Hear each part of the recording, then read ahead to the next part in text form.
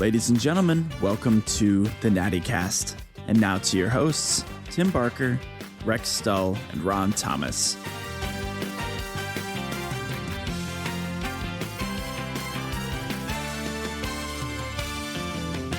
You are in LA for a month? No. I'm only going to go there for a week. My wife moved to Cincinnati, having never been to Cincinnati, never saw the house that we bought, and just left on pure faith. And she hasn't been back since. So a big part of us going back is just to... we have back to LA. I thought you meant back here. It's like she came here and was I'm never going back. No. She hadn't been back to LA. And so, she just wants to see old friends and stuff. I've been back to work and to do certain things. But I got to tell you, I think I got out at the right time. Yeah. It's good. Yeah. When was this? When did you... I've been saying 3 years long enough to where it's probably been 4. Right. Yeah. And... so post-pandemic it was? It was just post-pandemic. Right. Yeah. Right. So I rode out the pandemic in Los Angeles. Right. And it was actually, we didn't have a bad time. Right. My wife and I get along great. I told everyone, you've got to do all the projects that you say you're going to do when you retire. Right. Because now we have the time. Right. So I went through all of my archives. I got rid of somewhere on my Instagram, you can see there's 2 50-gallon garbage cans full of mounted slides, and they're pouring out onto the ground. Wow. And I always thought, I need to get rid of a lot of that. I don't have to do that anymore. Right. Yeah. And so, we made the most of it. What is your IG handle? Your Instagram handle? It's a waste of time, but you can look. I haven't posted for the listeners to I think that might be the last post, so it'll be easy to find. Oh, okay.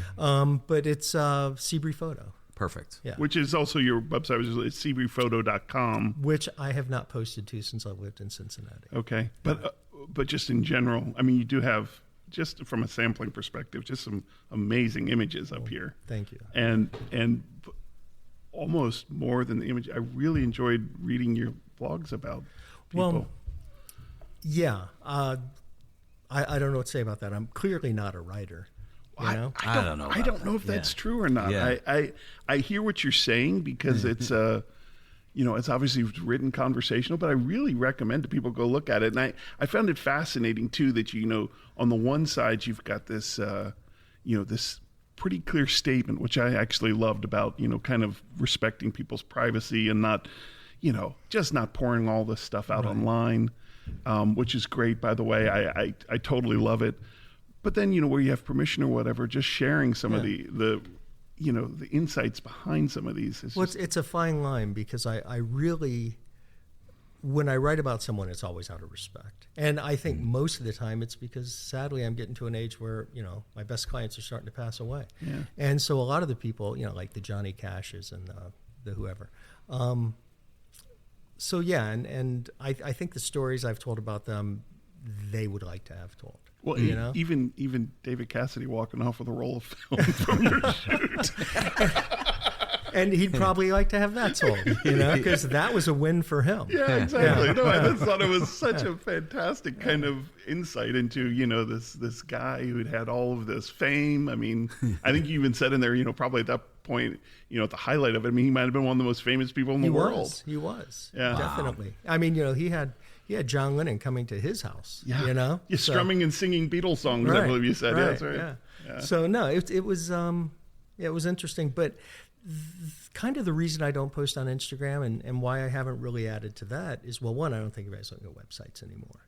Mm-hmm. But Except for me, who doesn't do the social stuff. So I appreciate it. And I really don't do the social stuff either. But I think I don't do it because, if you do a shoot for XYZ and post anything, somebody's going to be angry. Right. Because everyone's paid a lot of money to break that. Yeah. Right. And I just don't want to be that guy. So I take my mission statement that I have on my website pretty seriously. And that is just and what's it in with? Something like, I think in the future, the one thing you won't be able to buy is your anonymity or something like that. Yes, it is. Yeah. It's that you're Deep, correct.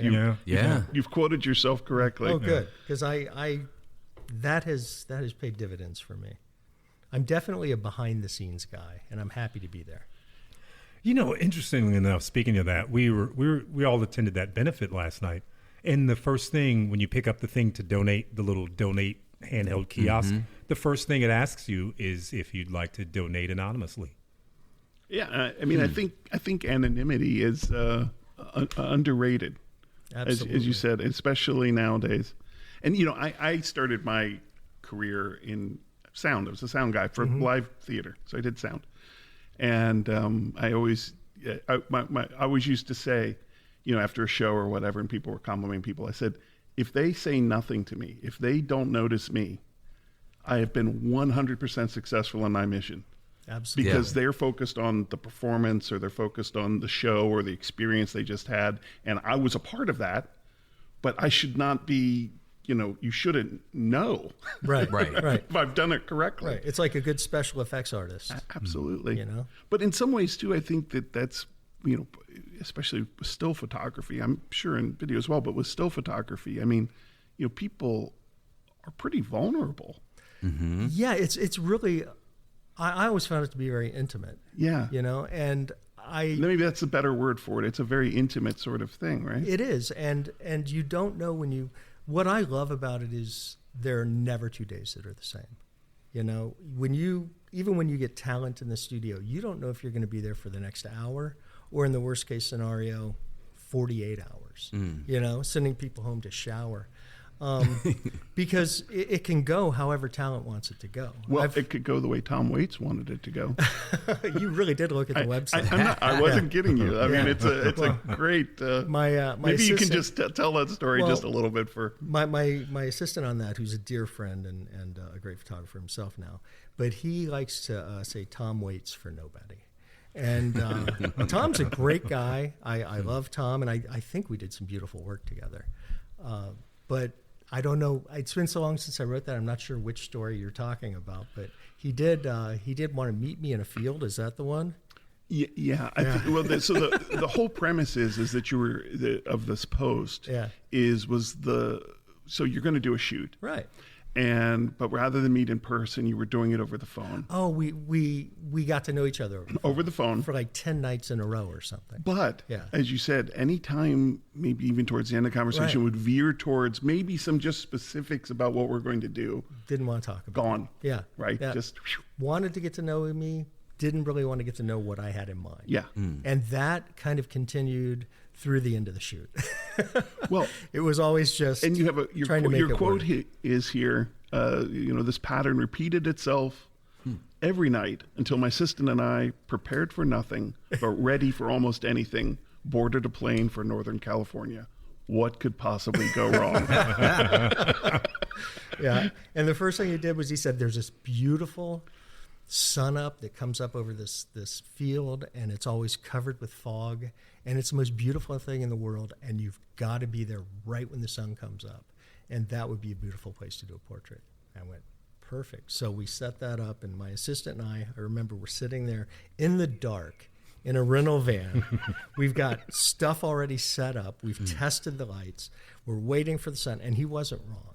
It was gorgeous. It was glorious. It was like a beautiful photo.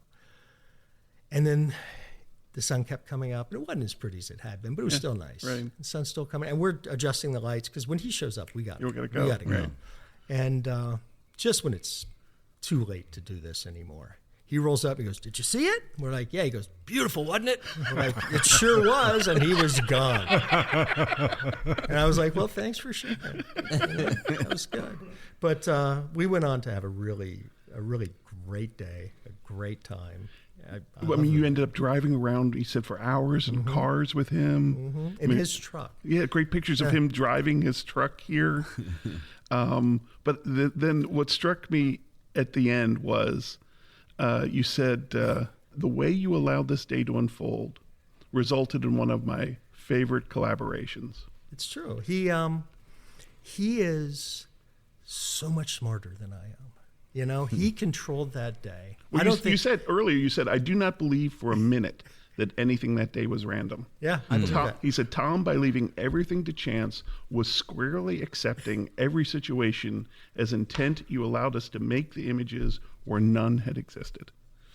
Wow, I do write better than I thought. I told you. That's what I'm saying. I think you have underestimated your writing. Well, anyway, he was a great collaborator. And just recently, somebody from his office, I think his assistant, called me and said, hey, we know how you have all these pictures of Tom. We haven't really seen them all. We'd love to see them. And I said, hey, I'll get to you when I can. And I owe her a phone call. Thanks for reminding me. Yeah, absolutely. Yeah. And then, so like, let's dial it back of like the beginning of like how does Rob get into that position to start? I'll make doing this that kind of quick thing? because this is what, an hour? To meeting, it's however long we want it to be. Yeah. But to meeting Tom Waits randomly in a field to watch a sunset but not photograph it, I think is where we. I think really the beauty is watching the suns. But to my credit, digital had just begun at that time. We were just getting into digital photography, and I had photographed Tom Petty the day before in a studio in Los Angeles, not my studio, a rental space.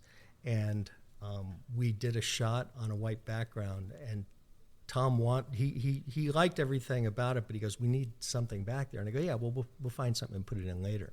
So the picture of the field that Tom Waits was in actually appears in a photo behind Tom Petty. Oh, that's what's okay. Yeah. All right. Oh. Yeah. So nothing goes to waste. That's great. Yeah. But how it all, oh man, I'll make this as quick as I can. I'm an Air Force kid. We moved all over the place.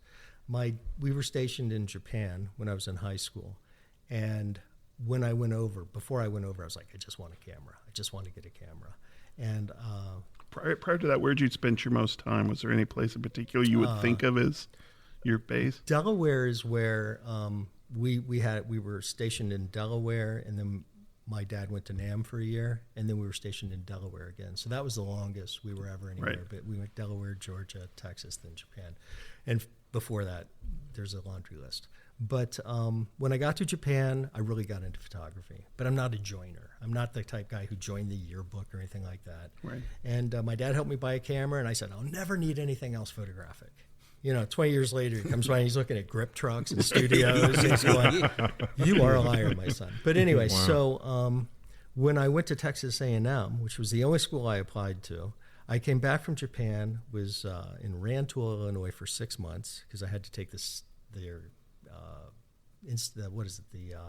have a state test you have to take or you can't graduate. And they only give it once a year. So I was in study hall for 7 hours a day. And then I got to take the test, and I took off. And the only school I applied to was Texas A&M because my brother was going there. I got accepted, and I was a fish out of water. Studying, Engineering. Engineering. Okay, all right. I got my degree in engineering. But getting a degree, I think they gave me a degree going, but you're going to take pictures, right? You repaired the mic stand before we. Before. So that was all me. Some practical stuff. Yeah. I'm a handy guy. Right. But anyway, so I was literally a fish out of water. As a matter of fact, they call you a fish if you're a freshman. So I was literally a fish out of water. And I didn't know where I was going, what I was going to do. And one day I'm walking across the campus, and I see an ad for photographers needed for the yearbook. And I thought, maybe I'll meet someone. It's not kind of what I do. I don't like that kind of structure, but what the heck. So I went by, and there were tons of people there. I was blown away, and they gave us a written exam. And I just found it fascinating. And then they gave us each like 5 rolls of film and said, shoot this, bring it back tomorrow. And they gave us each a number. So you had to photograph, like, if I was number 24, I had to have 24 at the first of my, so they can judge your film without playing favoritism. Oh, you mean kind of like a blind audition sort of situation. Yeah. And it was funny because, 2 hours after they gave me the film, I went back and asked for more. And they were like, oh, this guy's like an alcoholic with film, right. Which is what you want, I think. Because there were people showing up the next day, with 4 rolls that haven't been opened and said, I only shot 3 frames here. And they're like, get out of here. But anyway, so I wound up getting the gig. And I didn't realize what I was walking into. I don't know if you've ever been to Texas A&M, but it's really based on tradition.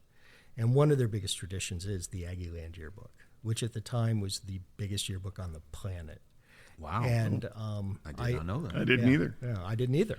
So I get to my first meeting, and I'm the only freshman I think they've ever hired, or at least they hadn't hired one in a long time. And I'm doing paperwork. I'm filling out forms. I'm an out-of-state guy because I'm from Illinois, and I'm paying a lot of tuition and everything. And I was just freaking out. I was like, what is all this paperwork? But I finished the paperwork. They go, okay, come with us. And they took me and they gave me the keys to the company car. They introduced me to my secretary. They showed me my office. It's a freshman? As a freshman. Wow. I got the keys to the kingdom.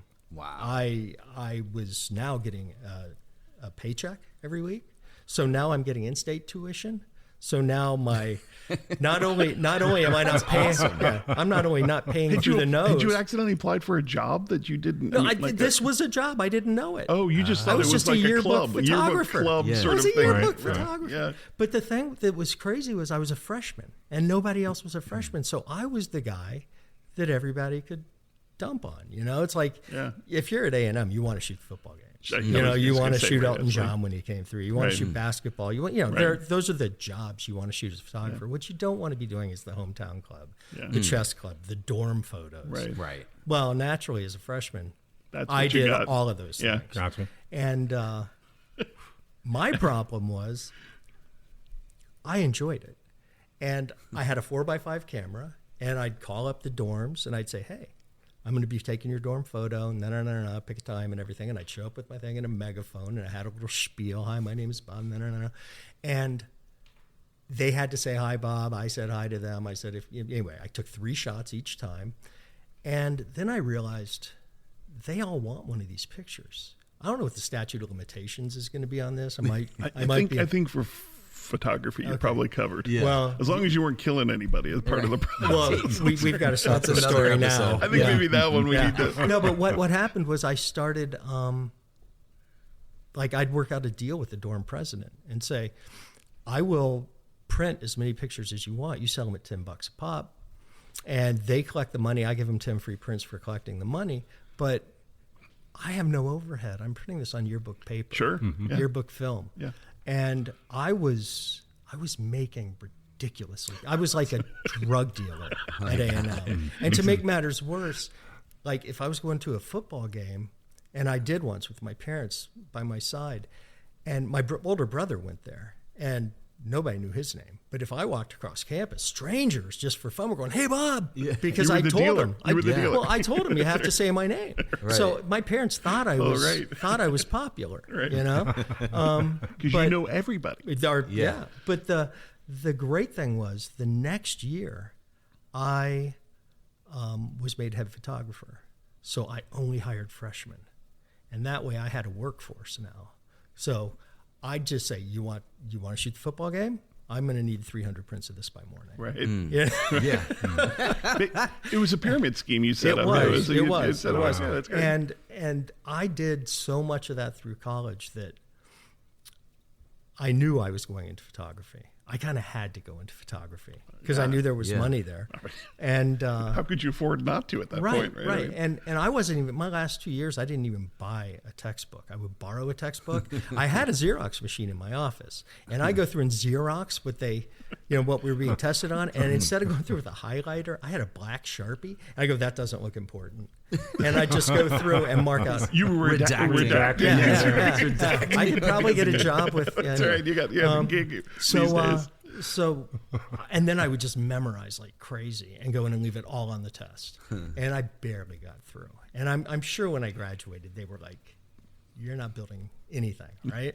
You're not stamping anything important. None of that kind of stuff, right? Nothing." And yeah, I literally left. I graduated A&M and caught an airplane for New York City. Because you knew you were. I mean, it's all I was qualified for. Yeah. And and I spent my first night in New York City on a park bench, wondering what the hell I'd done with everything I had in a locker in Grand Central Station. Wow. I miss the lockers.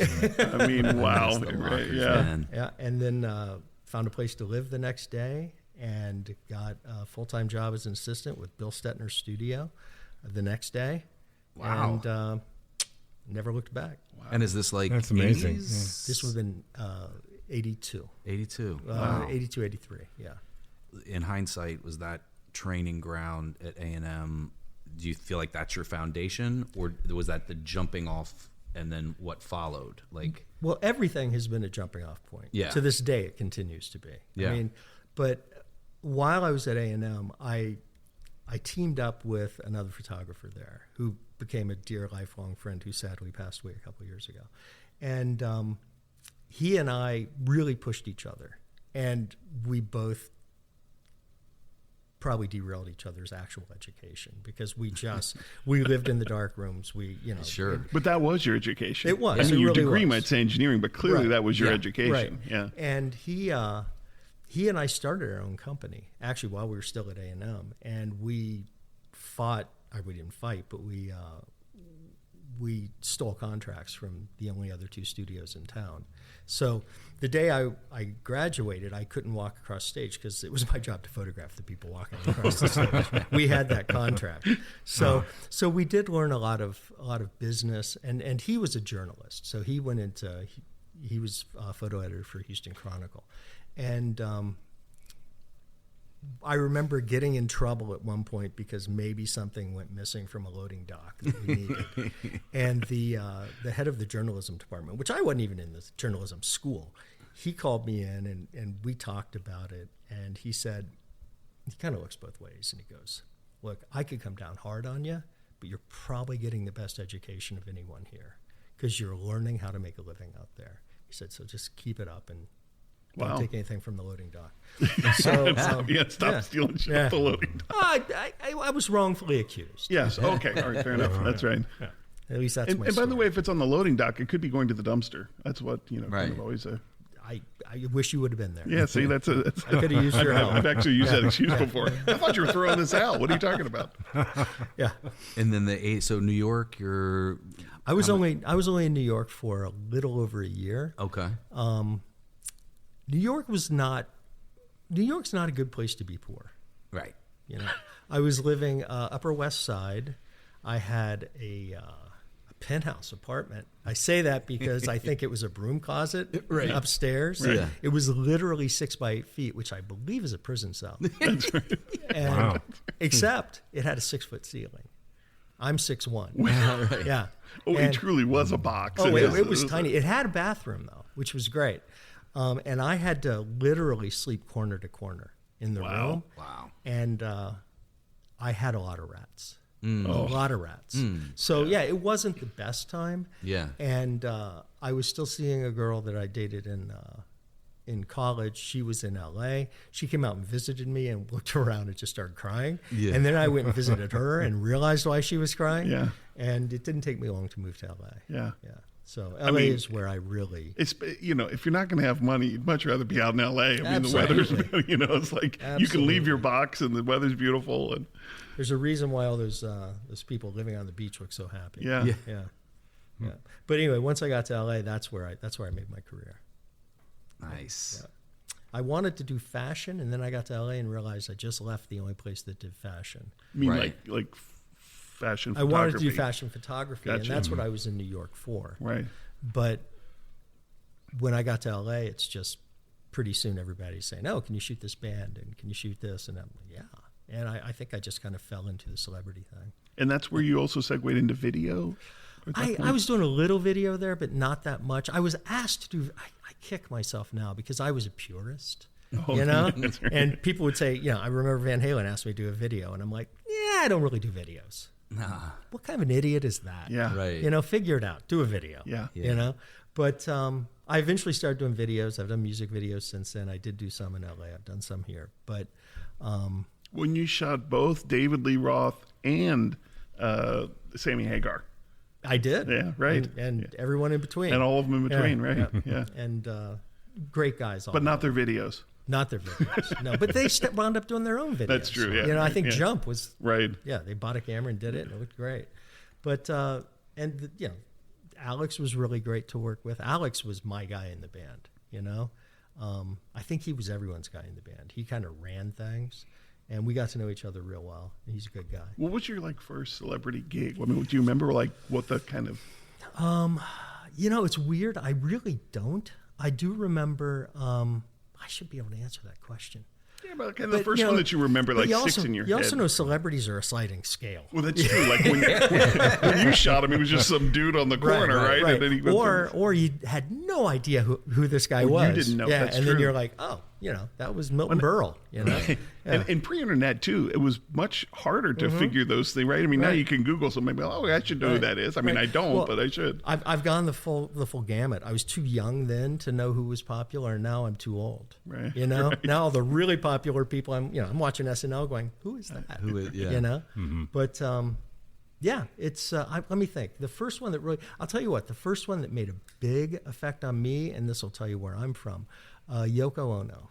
Wow. Okay. Because I was way into the Beatles. I was way into John. Yeah. Shooting Yoko was like what time frame is that? Oh man, I mean, 80s? I'm bad at time. How about decades? It would be 80s. Okay, for 80s, sure. all right, yeah. But I'm just, I don't know what today is. Yeah. I'm really bad at time. Sure. But that was a big deal for me because she was well known, Yeah. And at her shoot, I actually met Timothy Leary. Oh, and Tim and I became really good friends. Wow. And he was a guy that wasn't that on my radar, but I learned pretty quickly maybe one of the most intelligent people I'd ever meet. Wow. And I spent a lot of time with him and learned a lot from him. Wow. Were you location or in studio for that? For the Yoko one, there was an exhibit of John's work, and so we shot in the gallery before they opened the doors, and she invited me to stay for the show. So once I wrapped all my gear and everything, that's at that party. That's where I met. Do you remember how you even book a gig like that? Like, how does that happen? I think I got a call from a publicist. Okay. Publicists were my lifeline in LA. I didn't know that many managers that well, at least at first. Right. But I did know a lot of really up and coming publicists. Well, I'm sure if you find a publicist who sees your eye, right, likes your work, right, they want that's their gig, right? They want their clients to. And word of mouth, I would imagine. Well, see, and that starts to spread. Well, that's the other thing is it's like there are a lot of magazines and just all sorts of publications and smaller record labels and places where, if you're green and you don't have the work to show, you got to get in where you can. Yeah. So I was working with, I won't name them, but lesser magazines, and those editors or those people that work there were moving up. Yeah. And if you impressed them, they took you with them. Right. So, you might be shooting for no money in a magazine that doesn't pay. Low circulation. Next thing you know, that person's working for Rolling Stone and they got a guy and you're the guy. Right. Yeah. And so you play that game, and a lot of it's luck. A lot of it's just tenacity. And, now it's different. Back then, we would spend all our time cold calling. You're doing postcards. You're doing drop-offs, leave-behinds. Sure. I know a guy who filled a box full of promos and threw them over the wall at Paramount. I mean, you'll try anything. Right, right. And when I say I know a guy, it really isn't me. I really do know a guy. I was going to ask. Right? No, I was going to say the statute of limitations run out on that too, so you won't get done for. No, it's fine. It's fine. But I'm wondering too, not to kind of go back to it, but when you wander in with how much work have you done on a subject, especially like a famous person, like not about their work necessarily, but about their personality, or do you think about how you're going to draw them out, or?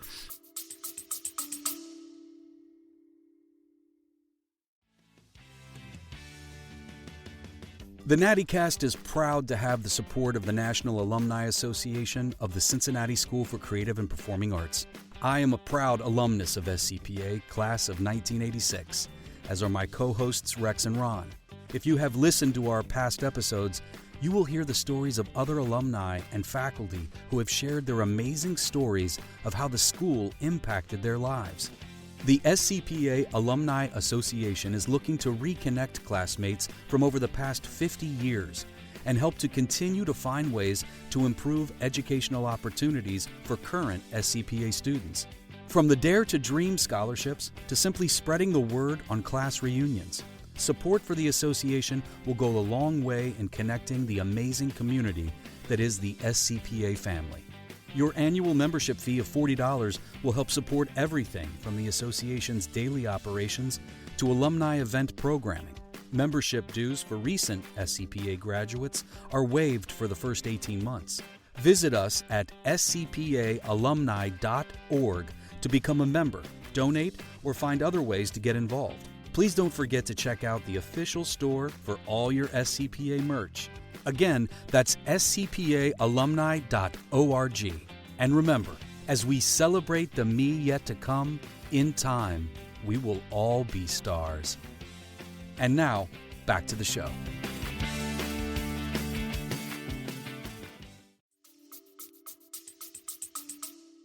Well, that's, it's funny because, like I said, I was always not jealous, but yeah, a little bit jealous of my assistants. And you have, the way I work is I have one or two assistants I work with all the time, and they know me better than I know myself. And if I need something before I can ask for it, they got it. Sure. And then you have other people you bring in, or they know or something, just extra hands. And I was a little jealous of these people because they get to watch. They're working for different photographers every day. Right. So they get to watch all these different photographers and the way they do it. Something as simple as lighting a white background. I don't think any two people do it the same way. And they get to see all these. And I've never had the opportunity of watching other people do what I do. So I've had to kind of make it up my whole life. And what I'd hear from them, that it's like, it's really weird. Nobody else does A, B, or C. But what I would typically do is, first of all, I would spend time in hair and makeup. I was always way ready. Usually, like if I could, I'd have talent send over wardrobe before the shoot, and we would put wardrobe on set and do the light tests with the wardrobe so we'd know if everything was working. So when talent walks through the door, they don't wait, I'm waiting. And sometimes 10 hours, because there's hair, makeup, all this. But during that time, besides getting really proficient at ping pong, I would. I love ping pong. Dude. Oh, it was We have to required. play. I have some assistants that are, they're professional ping pong players because they've been paid to play most of their lives. But anyway, so I would spend time in the makeup room and just getting to know the person. And when they're in hair and makeup, especially if they bring their own hair and makeup people, they're comfortable. And I would kind of like get into their heads there a little bit, and then very often we get in. On set, and while we're shooting Polaroids, this was back before film, or even, just shooting to the monitor, I'll start having a conversation with them. And it would be very often that we would sit there, and me at camera and them in position, and just talk for like 45 minutes before we started shooting. And that was always, to me, the best part of the day, Yeah. because they're getting relaxed. They're learning who I am. I'm learning, but more than that, we're building trust, and there's like an understanding there, and you kind of start caring about that person, and they start caring about you, and they want to give you, what you're after, and sometimes that's what the conversation is what are you after? And I'll tell you what I'm after, and we're gonna have to meet somewhere in the middle. And that was another thing. If you're shooting someone who always brings their own hair and makeup person.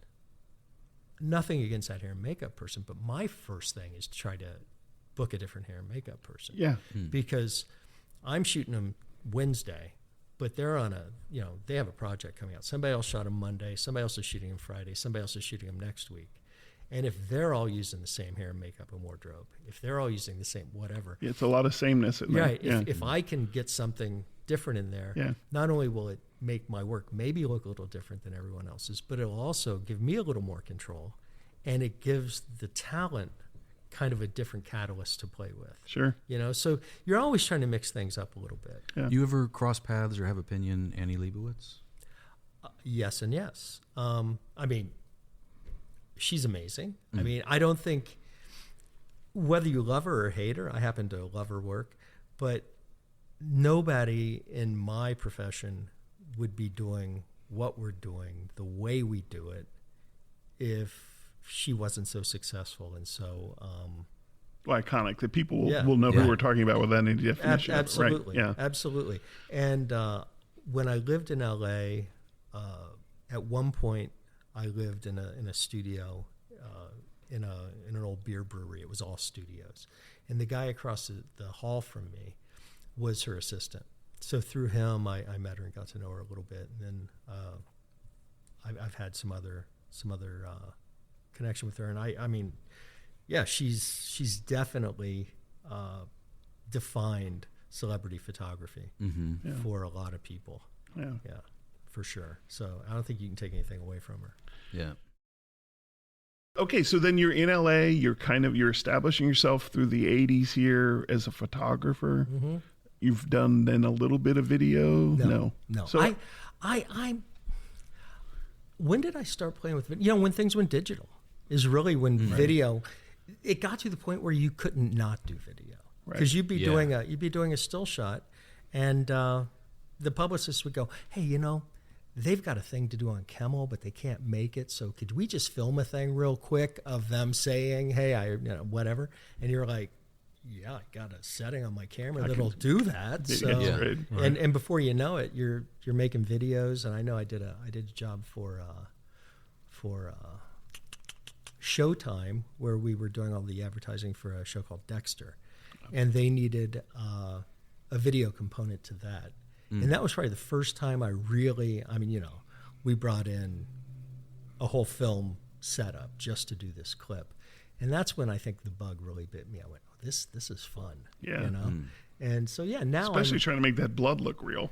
Oh, they had a guy for that. They had a blood guy. I remember you talking about on that. That was Yeah, on the shoot. That was crazy. we built a pool, a swimming pool in my studio full of blood. We filled it with blood. And then we had a mannequin made.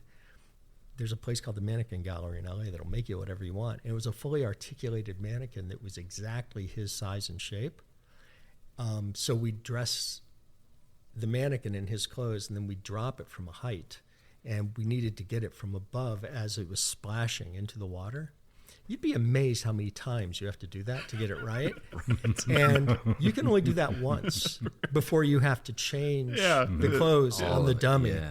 And, the whole reset procedure is a lot. Yes. Yeah. And to make matters worse, the blood was made out of a veterinary lubricant. That's what it was. I know what it was. Yes. Because it had the right viscosity. Yeah. So you send an assistant in to drag out the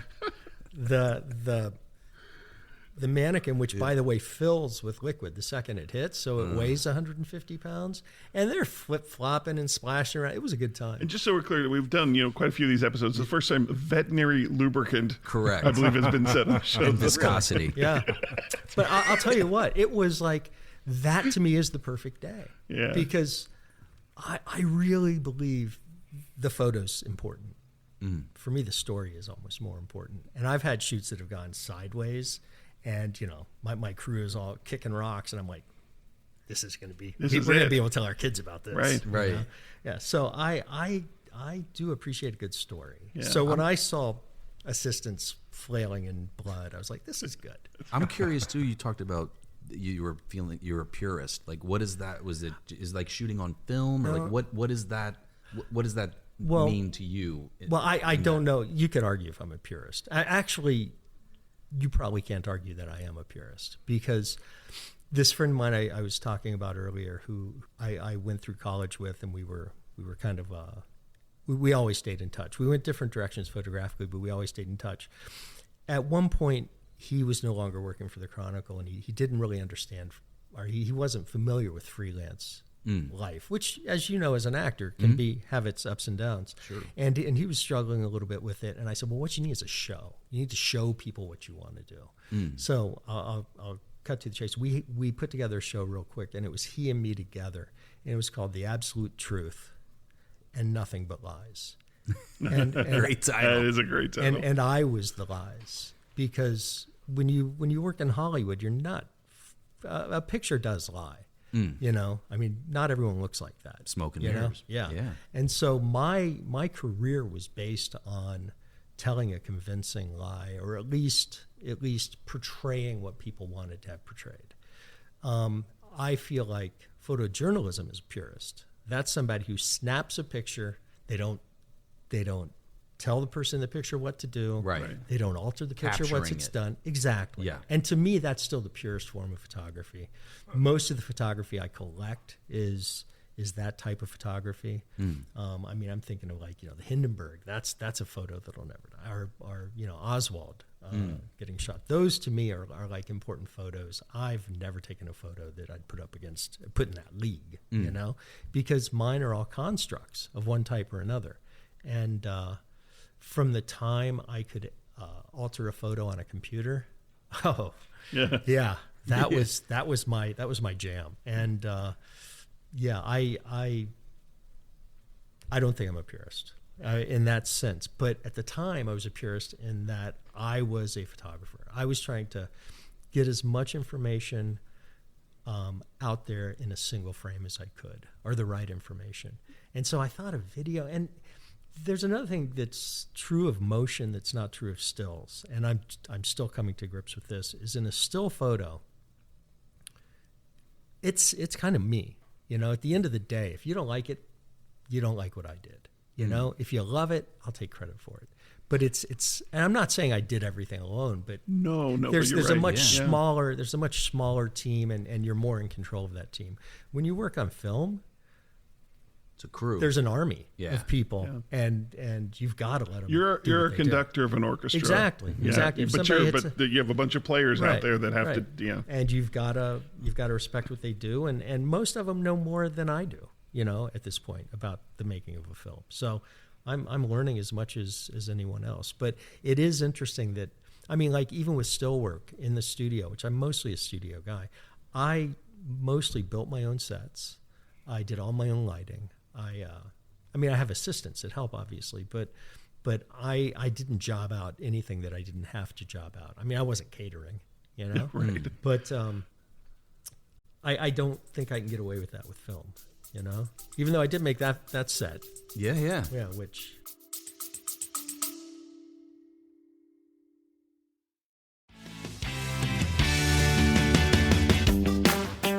The Natty Cast is supported by Mad Cheese. Mad Cheese is a completely plant-based, dairy-free cheese and charcuterie shop located in Madisonville. The owners, Cincinnati natives Heather and Reggie Donaldson, handcraft over 30 different plant-based cheeses and meats in their commercial production kitchen behind the storefront. You're invited to stop in and sample the wide array of products, book a curated tasting, or sign up for the new subscription box program, which will feature an exclusive new cheese every month with recipes and board building tutorials. For more, head to Instagram and Facebook at Mad Cheese Cincy, or go to www.madcheese.com. And with that, back to the show.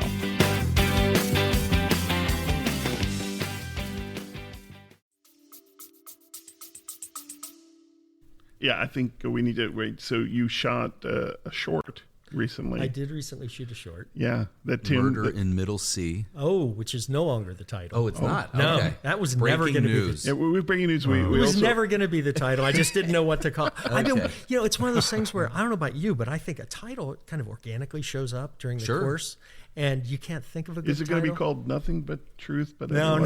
Yeah. No, but the funny thing is I kept waiting for a title for this thing to come. Yeah. And I was forcing it. I've got a list of like 50 titles. Some of them are great, but they're not this movie, this Right. film. So at the end of the day, I just called it Madame Tessa. Madam Tessa. Nice. Yeah, not really, but it's all I could come up with. Yeah. But yeah, so it's still being edited. A former guest on this show, Brando, is working on the sound as we speak. What's up, Beeb? Yeah, exactly. And he wrote our theme song. And his wife is Tessa. Okay. In the well, film. there you go. Yeah, we've just gone full circle. Another former guest of this show. Exactly. So Exactly. yeah. Cool. That's Shout out awesome. Mookie. That's right. Yep. So you in LA through the 90s? LA up through the 90s. What year is this now? Up to like 2012. 2012. Is my guess. I wish somebody was here to correct me. And so what happens in 2012 that you decide to? Well, this is a long one. First of all, I kind of got over LA a few years back, a lot of years back. And my wife and I was like, we're going to get out of here. Let's get it. But the big question was where? Where do you go? And it had to be New York if I was going to keep doing what I was doing. And then my my You accountant. get something a little bigger than that Yeah. 6x8. Yeah, exactly. That's right. At least with a taller ceiling. Right. My accountant said, "You want to leave LA? Why are you still here?" And I'm like, "Well, this is where the business is." He goes, "Not according to your books." And I go, "What do you mean?" He goes, "Like, every time you've made real money in the last 5 years, you've gotten on an airplane." And I'm like, "Oh, you're right. I'm not," because they're not shooting that much in LA Right. anymore. Yeah. So, so that planted a seed, and I figured, it's better to fly out from the middle of the country than the edge of the country. So we started kind of thinking, okay, where can we go? Where can we go? And my father grew up in Dry Ridge, Kentucky. Okay. Okay, so and my mom was from Kentucky as well, from the Danville area. So summers, my brother and I always spent in Kentucky. So I never thought I'd live in Kentucky. Never thought I'd live in this part of the country. And my dad fell down, hit his head, had some health issues. And so he's in assisted living here. So we came out here, and that's why we're in Cincinnati. And when you go to the airport, you go to Kentucky, so that ties it all back together for you. It's so weird, isn't it? Yeah, but no, we found it really nice. As a matter of fact, when we moved out here, the first thing I did was, I don't know anybody in the creative community here. I didn't know where to start. Right. So I thought, okay, how do you jump in with both feet? And I have a buddy who is kind of my partner in crime, or had been my partner in crime with a lot of projects. He was a former assistant. He was my first full-time assistant, and we're lifelong friends. And I called him and I said, I got to figure out if there's a creative community in Cincinnati. I think I'm going to make a movie. You want to get in on it? And he goes, yeah, I'll do it. And he was living in Florida at the time. So I wrote a short film. And it gave me a reason to go out and start meeting casting directors and hair and makeup people and other camera people, sound people, find locations. And before I knew it, we shot a little short film out here. And in the process of doing that, I discovered how amazing the creative community in Cincinnati is, and how different it is than what I'm used to. Because, things are very competitive in LA. Yeah. Especially when you get to a certain level. Sure.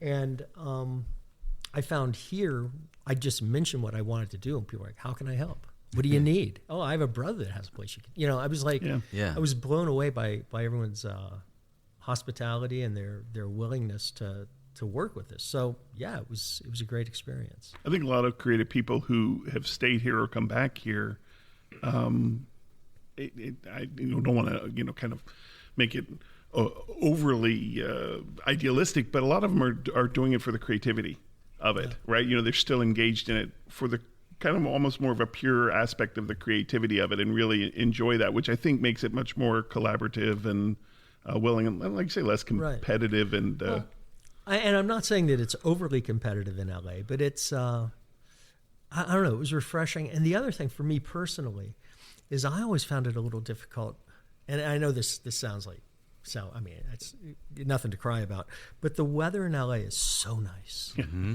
I mean, it really is. But it's kind of like, it doesn't inspire me. Every day feels kind of like yesterday, as far as the weather goes. And Four Seasons really helps me personally on a creative level.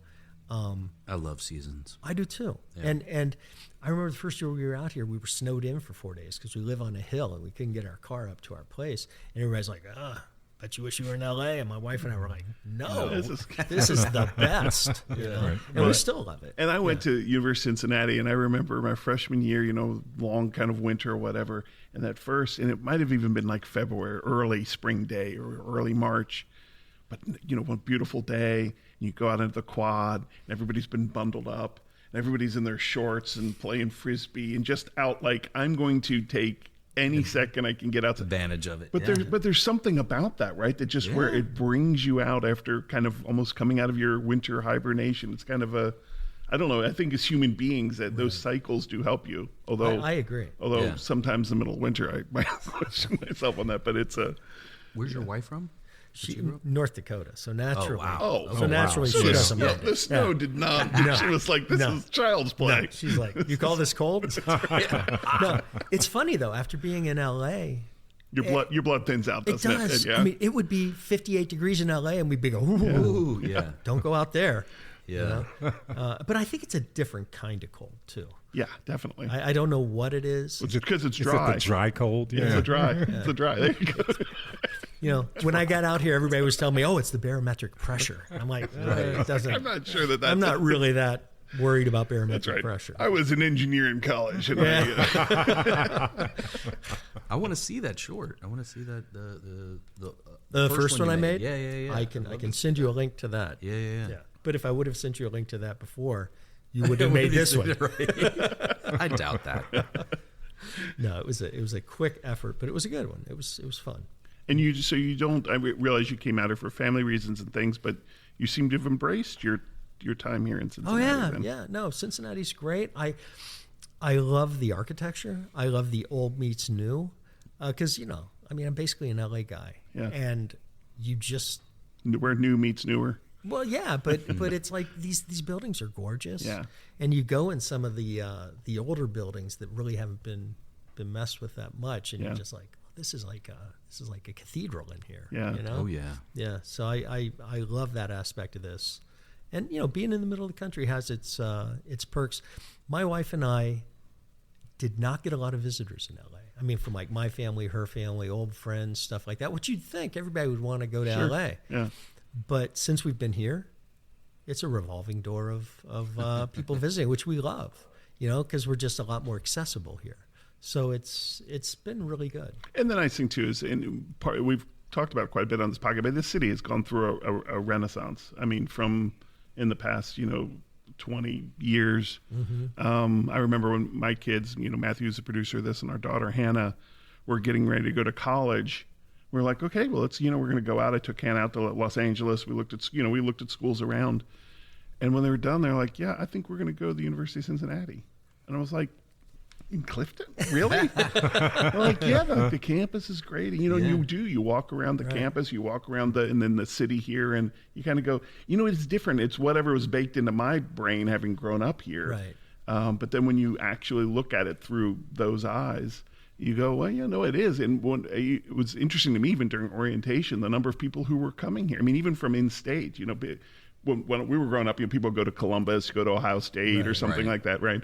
But the people coming from Cleveland and from Columbus are like, yeah, we want this. This is the experience we're looking for. I mean, an urban campus, but consolidated, and a city right there adjacent that has things. So. I'm amazed by how much stuff Cincinnati has going on in a typical weekend. I mean, it's just, it seems like there's always something going on here. Yeah. I'm so glad you had time for this, because of Reds Fest. I thought we would have had you down there. I have been to 2 Reds games since I've been here. But the very first baseball game I ever attended was in Philadelphia, Connie Mack Stadium, Phillies playing the Reds. Nice. And then the next, I guess, 4 or 5 games I ever went to, professional games, were all Cincinnati playing the Phillies at Riverfront. Wow. Nice. Yeah. Okay. All right. So I grew up with the Reds. I was always a Reds fan. And that's because your father's connection through. Yeah, because in the summers we'd come here Yeah. to visit both my folks' families and sneak in a Reds game. Yeah, Sure. Yeah, absolutely. Oh, that's great. And briefly, I mean, I think we're talking maybe before we got on mic. How have you found the arts scene? Have you, now that you're better Amazing. connected here? Oh, it's amazing. Not just the people themselves who are doing amazing art, but I'm fortunate. I live, kind of downtown, so I can walk to all the museums, and we do. And right now there's the MAD, Yeah. and I haven't gotten over there for it, but it's probably going to happen this weekend. No, we love the arts here. Yeah. They're pretty amazing, actually. And you mentioned, I think, before we came on too, we were talking about the murals. I mean, for me, and I said, but what Arts Wave's doing with the murals around. I mean, I'm constantly fascinated. I drive around here quite a bit, and Ronnie lives down here. The number of times I'm driving and I'm going, I hadn't noticed that. Exactly. Right. Yeah. Just like this massive piece of art that's right there in plain sight for you. Yeah, and some of them you're like, I don't know about that, and then they grow on you. Yeah. Yeah. And they're great landmarks, because you can always tell somebody how to get somewhere. Hey, you go down until you see the Fear and Loathing, and then you know what I mean? Yeah. Well, We it's had Dwayne on here. Dwayne Orleman. Dwayne who's Orleman, doing, yeah. He's a family member, his cousin, and is doing the bookstore. Yeah, Ohio Book at Ohio. Have you been to Ohio Books? Ohio I've Bookstore walked on past Main it. Street. Yeah, I Oh, walked yeah. past it many Do times. yourself a favor, Yeah? because you Yeah. seem like the kind of person who would appreciate it. Give yourself a few hours and have a little wander into that place. I almost, when we were shopping for homes, I almost bought an old bank on Main Street. Oh, where the Fifth Third is there? No. That one? It's an older bank. Okay. I think it was the Buckeye Savings and Loan. Okay. And but it's not far from the bookstore. Yeah. I'm talking. Yeah. On Main Street. Yeah, it's Main, just south. Oh, it's Main and 13th. Yeah. Yes, they're on the. Yeah, kind of on the corner. Yeah. Corner. It's an old. It Right. It was a doesn't little- look like a bank now, but Yeah. it's got a Right, plaque on it. And it's an old building. It was beautifully. Yeah, well, Kinda yeah. restored. Like I say, do yourself a favor and have a wander in there. I think you'll appreciate what you find. It's just kind of one of these hidden gems here in town. Didn't know I was going to get homework today. I'm on it. Well, we always ask folks, guests that are on, if you sports related, a jersey, I would assume would be a Reds jersey. What player would be on the back of it? It that would you be number 5, Johnny Bench. There we you go. go. Okay. all right. Wow. Yeah, when I was a kid, I was not a gifted baseball player, but I played baseball. I wanted to be a catcher. I had a catcher's mitt. They let me catch at practice, not in a game. And my favorite color was red. My favorite number was 5. And Johnny was my guy. That's Wow. awesome. That is. There you go. You And ever met him? Have you ever shot him? Never met him, never shot him. Okay. Yeah. all right. Johnny? Yeah, I was going to say we could you're we can listening? hook this up for you. We can Right. get. Has he done the podcast? Not yet. He hasn't, but we'll have to. We got to hook that up. Exactly. I grew up in Mount Adams, and he was always living up in Mount Adams when I was a kid. There were many Johnny Bench sightings when we were growing up. So I remember I shot a job here years ago for a band called Blessed Union of Souls. Okay. well, we've had Tony Clark. Tony Clark, Yeah. one of their members, has Okay. been a guest here. Yeah. Yeah, it was one of their album covers. And it was a funny story because I was like, wow, I used to come here in the summers and no. And one of the guys said, I was asking where Riverfront Stadium was. I go, oh, it's not there anymore. They've got a new stadium, but it's kind of the same place. And one of the guys said that his dad had Johnny Bench's signature. And another guy goes, my dad has Pete Rose's signature. And one of the guys looked at him and goes, we have a mattress at home that was signed by Pete Rose. And I remember going, it kind of puts it all in It perspective. really does. In his later years, Pete was signing a lot of stuff. Yeah, So he'd be exactly. like, just bring it on in. I'll give it a. So true.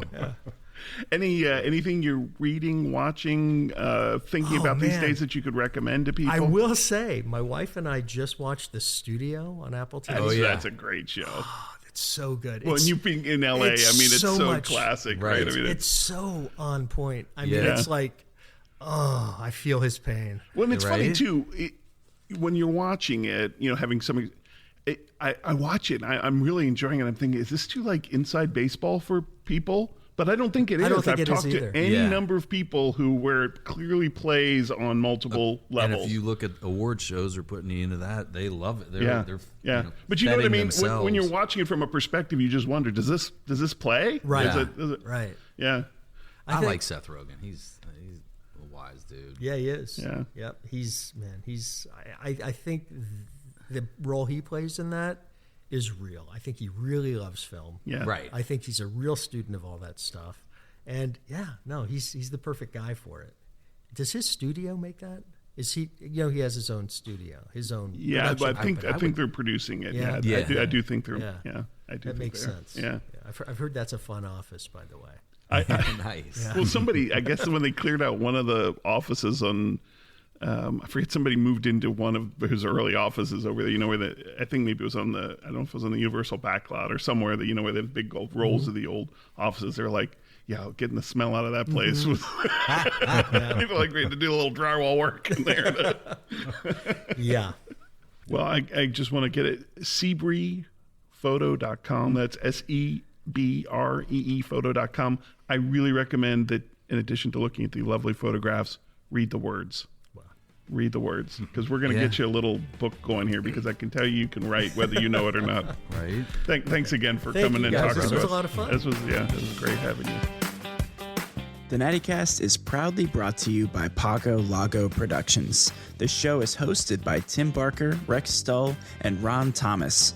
Produced and edited by Matthew Lake and associate produced by Ethan Spanja. Special thanks to Sadie Kern at Pop Gun Flow for the graphics and to Brando Triantafilu for the original theme song.